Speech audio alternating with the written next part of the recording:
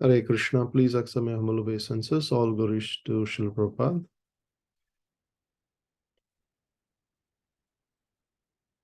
So today we are seeing chapter 17, Punishment and Reward of Kali, from verse number 16. Yesterday we have seen how Parikshit Maharaj, upon seeing the Dharma personified, is being punished by actually a rogue who is dressed as a king. And he is actually Kali personified. He is actually punishing the Dharma. And today's chapter, the King Parikshit Maharaj hears from Dharma personified upon stopping that Kali. So from verse number 16, we'll go through. So here, Dharma personified is speaking that what is the duty of a king? The supreme duty of the king is to protect all the law-abiding persons, and also to chastise those who are punishing those innocent citizens. But according to this verse, there should not be no transgress. Unless there is an emergency, there should not be any transgress of the law in the society. Like Prabhupada gives the examples in the purport that when there are emergencies in a desert or in a forest, when there is nothing to eat, there could be a situation where you have to eat meat or flesh. That kind of violence is only permitted under situations like emergency. But in a normal situation, there is no need of punishing the innocent animals. So like in this situation, what is happening? In verse number 17, actually the cow, the Dharma personified, is speaking Dharma Uvacha. So here, the Dharma personified is saying that these words are very befitting for a personality who is a descendant of Pandava. So Parikshit Maharaj is a grandson of Pandava. So the Dharma personified is appreciating the qualities and is remembering Lord Krishna, who was actually performed duties as a messenger on behalf of Pandavas. So here, Parikshit Maharaj is being glorified. And verse number 18, here it says that Navayam Klesha Bijani. So now Dharma personified is giving answers to why he's, what is the reason why he is being punished. Because as a king, Parikshit Maharaj is requesting the person to speak so that he can punish the offender directly. So now Dharma personified is saying that what are some reasons why he is being punished. So he's saying that it is very difficult to ascertain the particular miscreant. So klesha bijani, like where is the seed of that klesha, that suffering? Where is the seed? It is very difficult to ascertain, because, and also it gives a reason that purusham tam vijanimo vakya beda vimohitaha. Vimohita means it's bewildering, very bewildering, that different philosophers give different opinions. It's very bewildering to see the seed of that klesha, that where the suffering is coming from. So here in the purport also, Prabhupada brings up several philosophers like Kannada, Vaiseshika, Gautama, Patanjali, Kapila, Sankhya philosophy, Jaimini Rishi, so all of these have different philosophies like Karma Mimamsa, mystic yoga, and then Vaiseshika philosophy. All these philosophies have established, different conclusions depending on what is the source and effect that they actually analyze. So that is being brought out from this particular verse. So, and then verse 19, if we go here, he's elaborating on this cause of suffering, that Kechit Vikalpa Vashana Ahur Atmana Atmanaha. So here is saying that one's own self is responsible for one's own personal happiness and distress. Some people say Daivam means demigods or superhuman people are responsible. But while others say that karma swabhavam apare prabhum, so their own activity is responsible for their own suffering or happiness. So like that, the Dharma personified is giving examples here. So this is similar to Jaimini Rishi's Karma Mimamsa philosophy, that whatever acts you do, you will get the results. There is no superior power or anything. So like that. But in Bhagavad Gita, it is actually, 6.5, it's confirmed that when one's mind is freed from material affection, one can deliver himself, from the mind sufferings of the material energy. So one's mind should be tamed as his own friend. So that's what Bhagavad Gita says. And the verse number 20, it goes on further and says that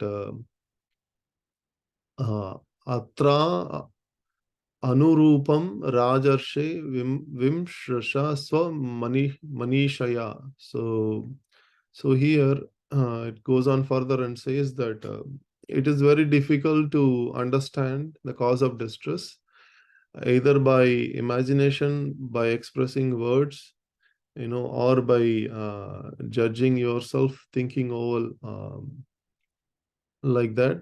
So finally, it says that one should judge for themselves with their own intelligence to see what is the cause, like that.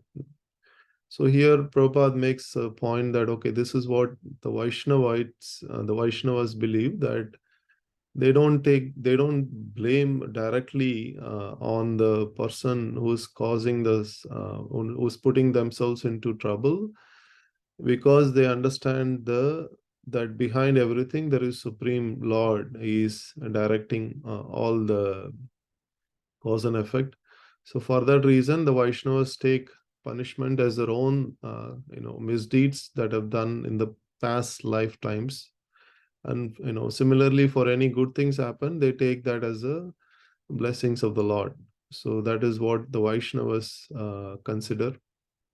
So here also, similarly here, Dharma personified is saying that it is very difficult to ascertain, or by imagination or by argumentation. So in the verse 21, Sutta Uvacha, Sutta Goswami is saying that the Emperor Parikshit is, after hearing the Dharma personified, is now fully satisfied, and he understood that, okay, this is not an ordinary personality who is speaking. This is the personified Dharma, and now he is about to reply. So he's seeing the bull and he's replying. Raja Uvacha, he's saying, Dharmam Bravishi Dharmagnya. So he's saying, actually, you actually know the truth. You know the truth of religion. You're speaking according to the principle disdained, according to the principle of religion. Now he's saying you are no other than personified of religion. Yet he's saying that you are actually the personified religion that Parikshit Maharaj is identifying. And he's also saying the one particular point that you know exactly well that the destination intended for those who those who perform irreligious activities is also intended for those who identify the perpetrator. So he is saying that if somebody is punishing somebody, they should not directly identify that person is suffering because of the person who is punishing. Both are wrong. Really, this principle really well. You must be definitely personified religion. Like that, he's concluding. So in this purport also, Prabhupada gives conclusion that this is here that this is exactly how devotees or Vaishnavas take that. Okay, either it is nothing can be done without the grant of the Lord, so they take it as a suffering that is coming because of reversals that are coming because of own misdeeds. The Vaishnava's perspective, Prabhupada is elaborating here. The verse number 23. So here it is conclusion. This is where Parikshit Maharaj is concluding that Sutta Goswami is actually giving Raja Vachas, like Parikshit Maharaj is saying that the Lord's energies are inconceivable. Atava Deva Mayaya. So Nunam Gatir Agochara. So no one can actually estimate just by thinking or by word jugglery. So in verse number 24, actually Parishad Maharaj is giving the reason why it is happening like this. Now he's elaborating on little bit on the principles of dharma. Tapaha, Saucham, Daya, Satyam. So these are the four legs, four principles of religion. So austerity, cleanliness, mercy, and truthfulness. And he's saying, but iti padaha krite kritaha adharma amsais trayo bhagnaha smaya sangha madaistava. So it says that, but it appears that your three legs are broken. Three of your legs are broken due to rampant irreligion in the form of smaya sangha madaistava, like pride, lust for woman, and intoxication. So he's saying three of the legs of dharma is broken. So here, elaborately, Prabhupada is pointing out how this material energy is actually putting the people in deluding energy, is captivating the conditioned souls, and they are being thrown as a prey to the fire of delusion. And here the Vedic scriptures are warning the conditioned souls not to become prey. So here he is saying that what is the cause and effect? The cause and effect is basically austerity is being broken by pride, and cleanliness is being broken by lust for women, and mercy is being broken by intoxication. So in the verse number 25, Parishad Maharaj is saying, oh, actually Dharma personified, you are standing in one leg now. Idanim Dharma Padaste Satyam Nirvartayet Yataha, which is the truthfulness. The one leg that he is standing is truthfulness, and you are somehow or other hobbling along, meaning that one leg is also not steady. Tam jigar shati adharmo ayam. So because of what reason? He's also saying the quarrel personified Kali, Andre Tanaiditaha Kalihi, flourishing by deceit, is also trying to destroy that leg. So that one leg, truthfulness, is being destroyed by personified Kali. So that is what he is, ascertaining from this situation, that the person who is dressed as a king, who is beating the bull, is the personified Kali. So on the verse number 26, he was saying he's remembering Krishna. As Krishna, he's saying that when Krishna was present on this planet, he was actually, he diminished the burden of the earth by his presence on all auspicious things, by his footprints on this earthly planet. But now what happened? Because personality of Godhead, Krishna, left this planet. Now you have been forsaken. She's lamenting what is going to be her future. Sochati asru kala sadhvi. So durbhage o jihita. So unfortunate sati. So here saying you are unfortunate now because Lord Godhead has left this planet, so you're being forsaken. So she is with the tears in her eyes, Dharma personified, is being now, the Earth planet is being ruled by the low class men, Sudra Bhokshanti Mam Iti. So the low class men is taken over as rulers, who pose them as rulers. So here also, Prabhupada is pointing out how this earth is suffering because of these rulers who are not well qualified, and they actually create much more problems to the citizens than the situation is already. It's very unfortunate in the age of Kali. So in the verse number 28, Maharaj Parikshit mighty power is being described here. So it looks like Maharaj Parikshit is so powerful that he could fight 1,000 enemies with a single-handed person. He's alone, he can fight 1,000 enemies. And he ruled this earth, and he actually pacified the um, by his words, he pacified the personality of religion and earth, and he actually took up his sword. He took up his sword to kill the personality of Kali, who is actually the cause of all religion.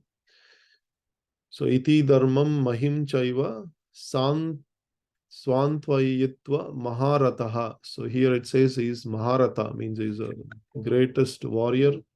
Is a Maharata, means a Maharata is one who can actually take on like 1,000 opponents single-handedly. Nishatam adade kadgam kalaye adharma hetava. So he's going to punish the adharma hetava, who is the personified Kali.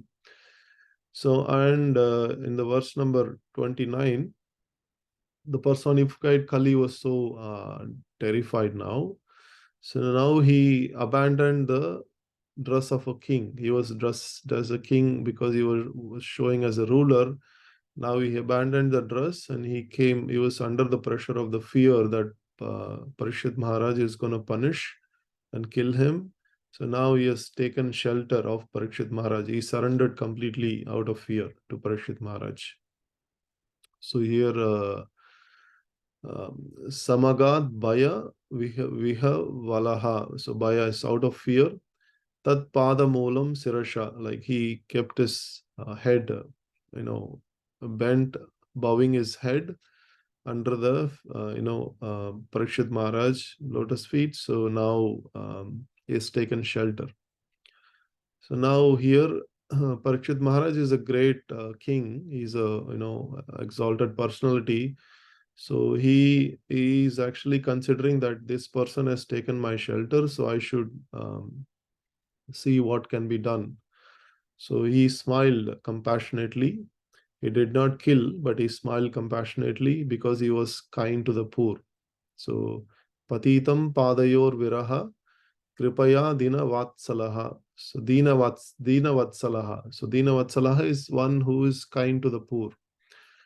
Sharanyo navadi cholkya aha chedam hashan iva. So Sharanyo, like he has taken shelter. Now, because he is kind to the poor, he is, by smiling compassionately, now Parikshit Maharaj is trying to see what can be done. Yeah, Hare Krishna, thank you very much. This concludes today's verse number 30.